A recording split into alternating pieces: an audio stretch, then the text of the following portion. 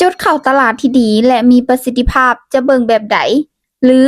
จะเข้าในจุดใดเดี๋ยวมื้อนี้เรามาทำความเข้าใจนำกันเกี่ยวกับการเข้าตลาดที่ถูกวิธีและความแม่นยำสูงที่สุด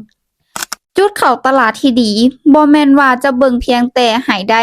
100% จึงเข้าแต่ให้เบิ่งจุดที่ความเสี่ยงน้อยและสามารถสร้างกำไรได้หลายที่สุดนั่นก็คือจุดที่เป็นเทรนด์ขาขึ้นขาลงหรือว่าแนวโน้มขาขึ้นขาลงนั่นเองจุดนี้จะเป็นจุดที่บ่งบอกว่าตลาดเข้าง่ายที่สุดแต่ทุกคนอย่าไปเลือกเข้าในระหว่างกลางของเทรนด์แต่ให้เลือกเข้าในจุดเริ่มต้นหรือในจุดที่กำลังจะวิโตของตลาดเพราะจุดนี้จะเป็นจุดที่หาเงินได้ง่ายและความเสี่ยงต่ำถ้าว่าเราซื้อขึ้นไปเรื่อยๆเนาะตามเทรนด์ขาขึ้นเราก็จะได้กำไรหลาย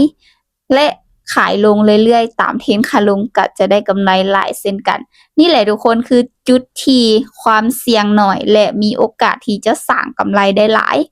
และอีกจุดหนึ่งก็คือ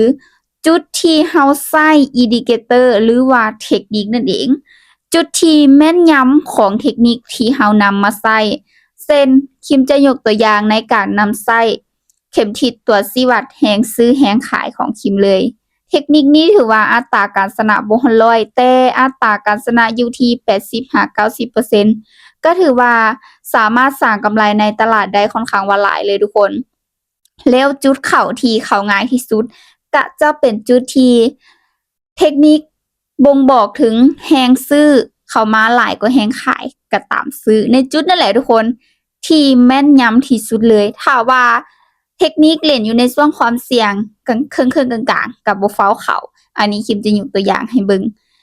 แล้วสำหรับเทคนิคที่คิมนำใช้บอกเลยว่าแม่นยำแต่อย่าใช้กับตลาดผันผวนก็พอเพราะทุกเทคนิคและทุกตลาดที่เรานำไปใช้หรือว่าเทรดกันในทุกมื้อนี้ใน binary option ค่อนข้างจะเล่นอยู่ในช่วงที่ตลาดจะบ่คือกันบางมื้อผันผวนบางมื้อนิ่งบางมื้อตลาดสวิงอันนี้ก็คือจุดเข้าที่เราต้องควรหาให้แม่นยำและมีประสิทธิภาพฉะนั้นการเลือกจุดเข้าตลาดถือว่าเป็นอีกสิ่งหนึ่งที่สำคัญที่สุดในการสร้างกำไรในตลาดแล้วอีกจุดหนึ่งทุกคนนั่นก็คือจุดกลับตัวของตลาดว่าง่ายๆก็คือ